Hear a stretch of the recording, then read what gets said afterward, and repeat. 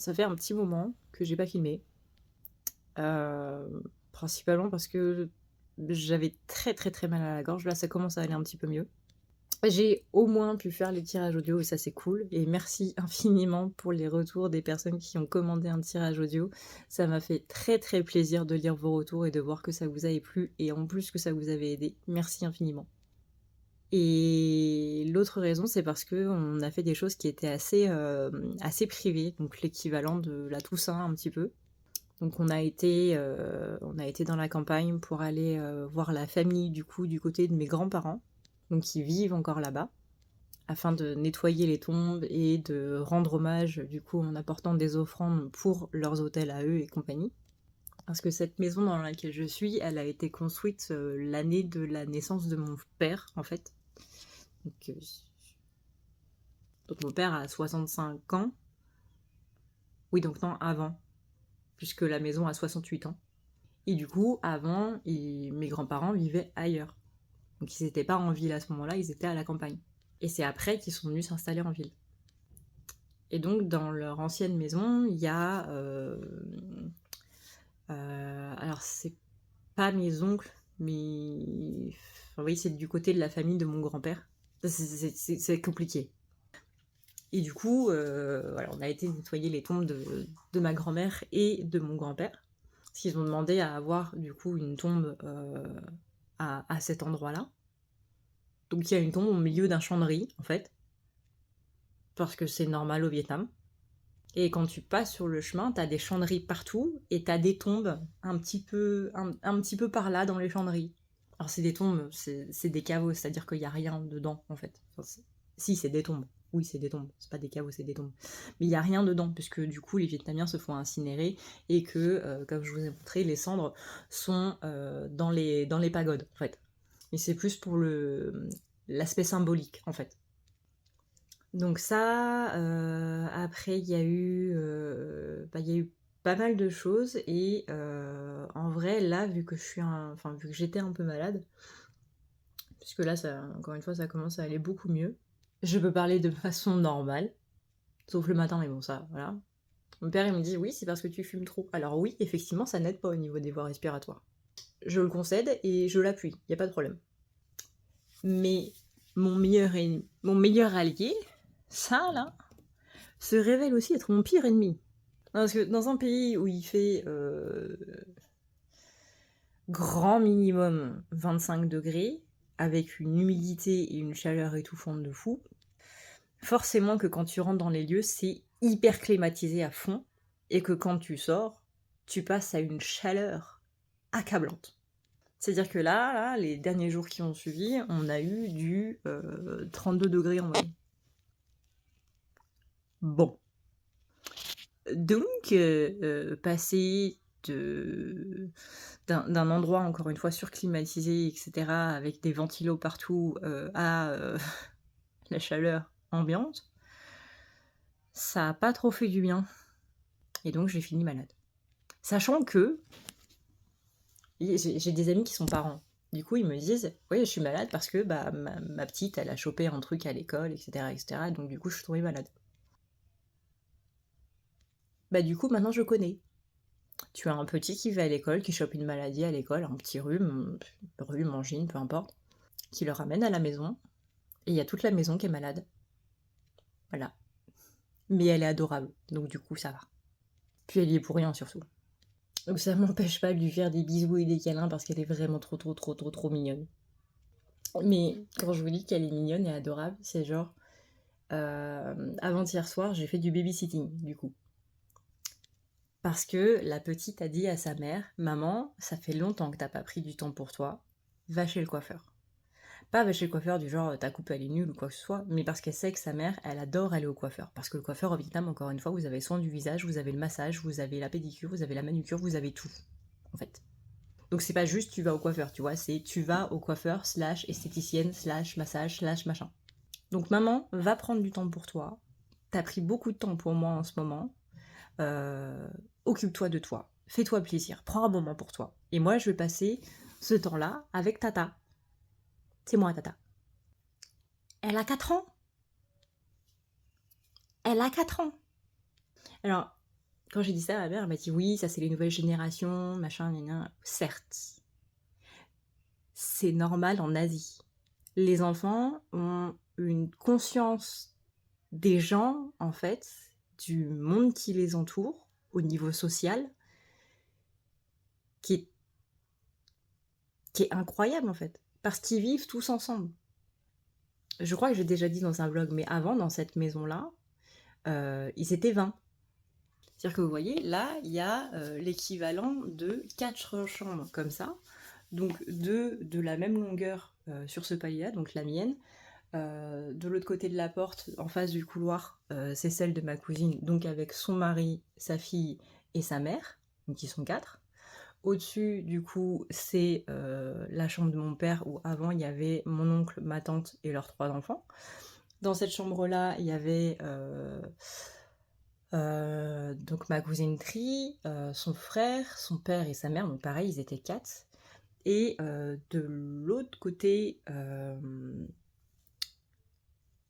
en haut, c'était la chambre de mes grands-parents quand ils étaient encore en vie. Ma grand-mère est décédée en 2023 et du coup, c'est la tante aînée qui a repris la chambre avec pareil, avec sa famille.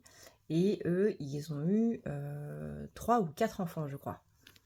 Donc tous les enfants ont grandi ensemble, donc ils ont une parfaite conscience de la sociabilité, enfin, voilà, de tout ce qui est social en fait. Donc c'est pas que une histoire de nouvelle génération. Je sais pas si on peut vraiment dire que c'est une... Oui, c'est une éducation, mais c'est un mode de vie en fait. Et j'ai trouvé ça adorable. Donc la dernière fois que j'ai filmé, on est allé au musée de la guerre et ça m'a fait remettre beaucoup de choses en question. Le musée de la guerre était effectivement horrible. Pour vous dire qu'il y a des salles, quand vous rentrez dedans, au-dessus de la porte, il y a marqué crime de guerre. Là, vous vous dites que vous passez pas un bon moment. J'ai pas passé un bon moment. J'ai vu des horreurs qui ont été faites sur les Vietnamiens par les Américains. Il y avait cette phrase dans le musée d'un soldat américain qui disait, en gros, les Américains ont testé sur le Vietnam, durant cette guerre, des armes que personne n'avait utilisées avant. Le napalm et l'agent orange en font partie. En gros, des armes chimiques.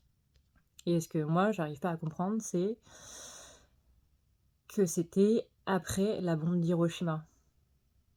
On a vu ce que ça faisait. Mais ils l'ont refait quand même. Et c'est un petit peu là où tu perds toute foi en l'humanité. Alors heureusement que j'ai une très grande foi en l'humanité. Je sais que peu de personnes comprennent ça, mais j'ai une grande foi en l'humanité. Parce que je le vois tous les jours, je le vois au quotidien, des gens qui font des gestes de générosité, des gestes totalement... C'est pas fortuit le mot, je sais plus. Mais désintéressés, voilà. Donc j'ai une très grande foi en l'humanité. Mais c'est vrai que quand vous sortez d'un musée comme ça, vous en prenez un sacré coup quand même. Parce que vous rentrez dans une autre salle où il y a marqué Agent Orange. Donc déjà, vous passez la salle où vous avez toutes les tortures qui sont faites. Et l'être humain peut être très imaginatif en termes de torture, malheureusement. Et vous rentrez dans une autre salle qui s'appelle l'Agent Orange. Et là, vous voyez tous les désastres que ça a fait, que ce soit les maladies qu'il y a eu derrière. Pas spécialement, oui, pour les gens qui se sont pris l'agent orange sur la tête, mais aussi pour les générations d'après. Des bébés qui naissent sans jambes, des bébés qui... Bref. Donc il y a eu plein de choses, et il y a aussi eu d'autres choses, forcément, dans le musée. Donc dans le musée, c'était interdit de filmer. C'est pour ça que du coup, j'ai pas pu filmer. Et d'un autre côté, j'en avais pas spécialement envie. Parce que... Non, non. Je sais qu'il y a des âmes sensibles sur cette chaîne, et étant moi-même une âme assez sensible, j'ai pas envie de voir ça dans une vidéo. Donc si vous, ça vous intéresse, la guerre du Vietnam / la guerre des Américains, n'hésitez pas à aller vous renseigner sur le sujet. Mais je vous avoue que moi, je préfère laisser ça continuer son chemin dans ma tête. Et voilà. Parce que il y avait des choses que j'avais pas spécialement compris, en fait, dans la suite des événements, etc. Il faut savoir que le Vietnam a été un pays qui a été beaucoup occupé, beaucoup colonisé, pas seulement par les Français, mais aussi par les Japonais et notamment par les Chinois. C'est pour ça qu'il y a beaucoup de mots qui sont semblables aux Chinois. Par exemple, Xin Chao, qui veut dire bonjour avec mon accent éclaté au couteau, ça s'écrit X-I-N. Xin, c'est un mot à la base qui est chinois. Et que du coup, les Vietnamiens se sont appropriés, etc., etc. Mais il me semble que, alors, je vais peut-être me tromper dans les chiffres, mais que le chinois a été pendant 100 ans, je crois, à occuper le Vietnam. Après, il y a eu les Français. Après, il y a eu les Japonais, pendant la guerre froide. Et du coup, ce qu'on appelle la guerre du Vietnam, c'est une sorte de guerre civile. Où c'était les Nord-Vietnamiens, du coup, qui étaient en guerre contre les Sud-Vietnamiens. Donc le nord du Vietnam, c'était donc la Russie et les Chinois, avec les Japonais, il me semble. Et comme c'était en pleine guerre froide, du coup les Américains, ils ont dit non, non, non, ça c'est pas possible. Donc ils sont venus aider les Sud-Vietnamiens qui, eux, ne voulaient pas du communisme sur leur terre, qui voulaient rester du coup un pays pas communiste. Et qui du coup, voilà, le sud du Vietnam et le nord du Vietnam se sont fait la guerre. Et donc les Américains sont venus les aider. Là-dessus, mon père m'a dit oui, sont venus m'aider. Oui et non, quoi. Disons qu'ils cherchaient surtout un prétexte, encore une fois, pour essayer leurs armes et pour faire la guerre. Parce que la guerre froide étant une guerre assez bizarre. Bref, voilà, il y a beaucoup d'infos là-dessus sur Internet, si jamais ça vous intéresse. Mais du coup, j'ai pas mal de remises en question. En fait, je trouvais pas les mots pour pouvoir vous en parler. Simplement parce que j'ai pas le droit d'en parler. Voilà, c'est ça un pays communiste. C'est-à-dire que si un jour le gouvernement vietnamien tombe sur cette vidéo, je peux aller en tôle ou être interdit de séjour. Donc si je suis en France, je suis interdit de séjour. Si je suis au Vietnam, je peux aller en tôle.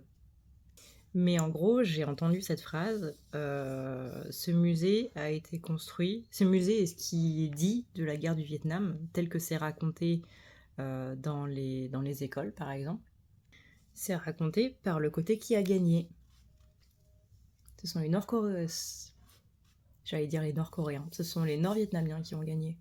Il y a beaucoup de gens qui sont partis du Vietnam, et j'en connais énormément, hein. Entourage de la famille, tout ça, le fait qu'on habite au nord du Vietnam, tout ça, enfin au sud, je vais y arriver, on habite au sud du Vietnam, Ho Chi Minh c'est le sud, anciennement Saigon d'ailleurs, parce que Ho Chi Minh c'était le dirigeant du coup des Nord-Vietnamiens qui quand il a pris le contrôle du pays après du coup l'unification des deux parties a appelé la ville de Saigon par son nom, pour bien marquer le fait du coup qu'il a gagné. Eh bien l'histoire qui est racontée c'est celle des vainqueurs. Rappelez-vous le prof d'histoire là que je disais tout à l'heure, pourquoi est-ce qu'on ne parle pas de cette guerre? Parce qu'on a perdu. Voilà. Donc j'ai beaucoup cherché comment tourner mes phrases, comment utiliser mes mots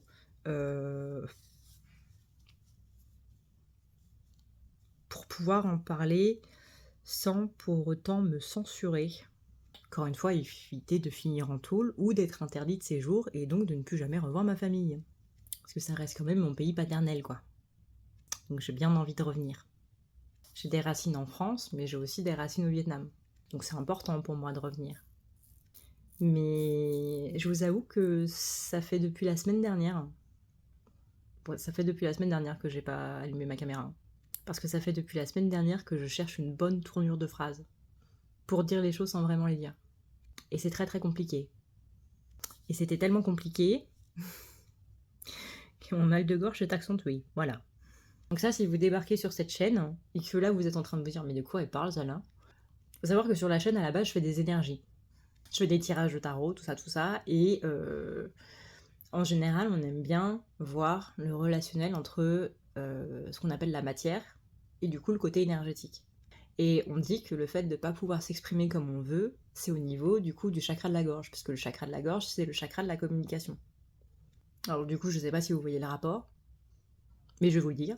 Quand on dit qu'on n'arrive pas à s'exprimer et que du coup ça vient du chakra de la gorge, qu'on bloque nous-mêmes notre chakra de la gorge quand on s'interdit de dire quelque chose, ou qu'on nous interdit de dire quelque chose en l'occurrence, bien généralement ça va créer des soucis du coup au niveau du chakra de la gorge qui vont se refléter dans la matière, donc sur notre corps physique par des maux de gorge, des glaires, des difficultés respiratoires, etc. etc. Donc voilà. Et je savais pas trop comment faire en fait. Là je suis fatiguée, ça fait une semaine que je planche dessus, peut-être pas une semaine complète, je sais plus. Mais bref, ça fait un petit moment que vous m'avez pas vu. Et je me suis dit, bon, écoute, on avance, et puis on verra. Donc entre-temps, j'ai acheté un nouveau baby tree. Et ça, c'est le baby tree du Nouvel An. Et voilà. Donc ça, c'est la petite version. C'est pas la grande version comme j'avais l'autre jour. Là. Enfin, l'autre jour, que vous avez vu au début de la vidéo pour vous, du coup. Et donc ça, c'est la version du Nouvel An. Et je la trouve extrêmement mignonne. Alors moi, je voulais celle-là. Donc la Secret. Je sais à quoi elle ressemble. Mais finalement, celle que j'ai eue est très aussi mignonne. Tada! Et au niveau de l'odeur, c'est de l'orange. Et vous avez toujours les yeux qui bougent. Je suis désolée, je suis une enfant. Ça sent trop bon, vraiment. C'est pas orange, mais c'est de l'agrume en tout cas. Et je trouve que les agrumes, ça sent super bon. Fleur d'oranger, peut-être? Enfin, il y a un truc agrume en tout cas. Et forcément, j'ai aussi repris une boîte Emma. Alors j'avoue que de toutes celles qu'il y a, j'ai eu celle que je voulais le moins. Et j'ai eu celle-là. Et du coup, ça ressemble à ça. Bon, ça reste quand même vachement stylé. Hein. C'est-à-dire que moi, j'ai déjà celle-là, là, qui est là. Mais c'est vrai que j'aurais bien aimé celle-là, ou celle-là, ou celle-là. Même. Donc là, dans une semaine, un peu plus d'une semaine, je crois, il y a la fête du Tête, du coup, le nouvel an lunaire. Et on passera dans l'année du serpent vert. C'est donc une année où le vert sera une couleur porte-bonheur. On a tendance à dire que le vert va à tout le monde, mais si jamais vous n'avez pas apporté des vêtements verts, n'hésitez pas à avoir un petit accessoire dans votre sac, dans votre portefeuille ou quoi que ce soit qui soit vert. Le vert symbolise principalement l'argent. Voilà, la monnaie, en fait, tout simplement. C'est pour ça qu'on considère que c'est une bonne année pour les finances, et notamment au niveau de la carrière. Mais on en parlera plus du coup quand je serai rentrée, où je ferai une vidéo sur l'année du serpent, qui sera plus approfondie. Parce que là, ce vlog commence encore à devenir beaucoup trop long. Surtout que c'est beaucoup parler et pas montrer beaucoup de choses. Donc il n'y a pas grand chose à dire sur la suite des événements. Parce que pour visiter d'autres trucs, étant donné que j'ai déjà visité une bonne partie des choses de l'année dernière, là on va surtout être chill, on va surtout se reposer, profiter d'être en famille. Pour le Tête, du coup, je sais pas trop si je vais filmer parce qu'encore une fois, c'est plus un événement familial qu'autre chose. C'est l'équivalent de Noël en fait. Et d'ailleurs, si vous voulez venir au Vietnam pendant la période du Tête, c'est plus dans des villes comme Dalat qu'il faut aller plutôt que Ho Chi Minh. Pourquoi? Parce que la ville d'Ho Chi Minh est entièrement vide. Tout le monde est parti à la campagne pour le fêter en famille. Il n'y a plus personne. Mais quand je vous dis plus personne, c'est vraiment plus personne. Ce nuage de pollution là que j'arrête pas de vous montrer dans les vlogs, il disparaît tellement il n'y a personne. Il n'y a plus de scooters, il n'y a plus de voitures, il n'y a plus rien. C'est 3 jours dans l'année où vous voyez le ciel bleu. Parce que c'est 3 jours fériés en fait. Donc il n'y a rien qui est ouvert. Les bus ne marchent pas, les transports en commun ne marchent pas, les boutiques sont fermées, il n'y a rien qui est accessible. Donc prenez-le en compte si vous venez au Vietnam durant la période de janvier-février, parce qu'en général c'est là qu'est le nouvel an lunaire, hein. C'est toujours la deuxième nouvelle lune de l'année. Donc cette année, ce sera le 29 janvier. Et on recommence pour une année lunaire complète. Et voilà, c'est un tips à savoir quand même, parce qu'il y a beaucoup de touristes qui malheureusement se font avoir pendant cette période. Le billet est plus cher, étant donné que c'est la période où tous les Vietnamiens reviennent au pays pour le passer en famille. Donc c'est le moment où, on le sait, hein, les compagnies aériennes gonflent les prix, du coup. C'est comme vouloir aller en Grèce pendant l'été. Le billet sera plus cher que quand tu y vas en hors saison. Mais il n'y a pas de... C'est un truc à voir au niveau avant, en fait, la fête du Tet, parce qu'il y a plein de choses. Il y a les marchés du Tet, il y a les décorations, etc. C'est absolument magnifique. Mais si vous voulez vraiment passer les festivités du Tet avec des animations et des trucs, c'est plus des villes comme Dalat, du coup, sur lesquelles il faut aller. Il me semble que eux, là-bas, ils font un concert avec des feux d'artifice. Il n'y a pas du tout ça à Ho Chi Minh, mais pas du tout. Il n'y aura pas de feux d'artifice, il n'y aura pas de parade, il y aura rien de tout ça. Il y a des décorations qui sont sublimes. Ça, à la limite, je pense que je pourrais vous le montrer. Parce que toutes les Vietnamiennes, du coup, vont au niveau des décorations florales et font des vidéos et des photos là-bas. Donc ça, je pense qu'il y aura moyen de vous le montrer. Mais du coup, je vous condenserai ça en... Alors, soit je vous fais un seul vlog, soit je vous fais des petits vlogs. On verra. Mais je vous montrerai ça parce que c'est sublime. Et puis vous voyez tout le monde en habits traditionnels en fait. Ce que pour les femmes on appelle le Aodai. Et je vous montrerai ça. Bref, je vais couper là, cette vidéo est beaucoup trop longue pour un vlog. Mais au moins j'ai pu plus ou moins trouver le moyen de vous parler sans vraiment vous parler du truc. Bref, on en reparlera possiblement quand je rentrerai et quand on reprendra les lives. J'ai hâte de vous retrouver en tout cas, sachez-le. Mais je suis aussi très contente d'être ici. Vous voyez, moi, mon père, il reste du mois de janvier jusqu'au mois d'avril. Parce que c'est mieux par rapport à sa maladie, étant donné que sa maladie est ralentie avec la chaleur. Moi, c'est l'inverse. Hein, pour ceux qui se posent la question, est-ce que ma santé va mieux depuis que je suis au Vietnam? Pas du tout. Heureusement que je vis des choses incroyables ici, parce que sinon, je serais juste en PLS. Ma santé est pire, en fait, avec la chaleur, je remarque. Mais vraiment, je suis en train de douiller sa mère. Et du coup, mon père, il reste ici pendant les chaudes. C'est pas vraiment chaud. En fait, si vous voulez, le Vietnam est divisé en 3 au niveau du climat. Vous avez le nord du Vietnam, du coup, où il y a les 4 saisons, donc l'été, automne, hiver, printemps, etc. Vous avez le milieu du Vietnam, qui a la saison sèche et la saison humide.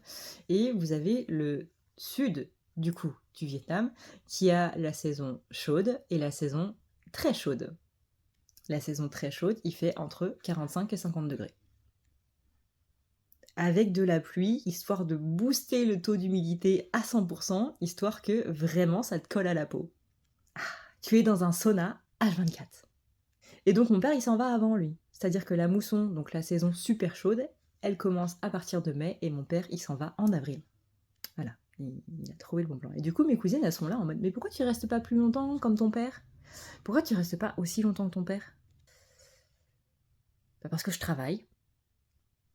J'ai une vie en France, en fait. Aussi fou que ça puisse paraître. J'ai des animaux aussi qui me manquent énormément.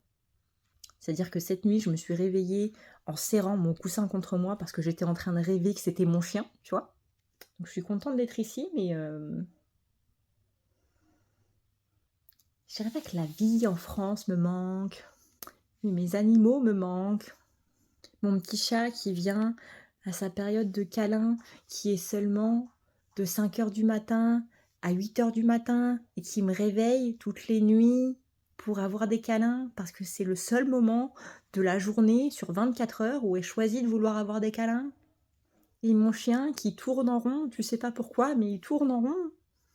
Le son de ses petites patounes sur le sol quand elle n'arrête pas de tourner autour de la table. Ça me manque. Ça me manque beaucoup quand même. J'ai hâte de les retrouver. Et j'ai hâte de revenir pour pouvoir aussi refaire des lives, du coup. Il va se passer de grandes choses en 2025. Allez, je vous laisse là et je vous dis à une prochaine. Ciao, ciao.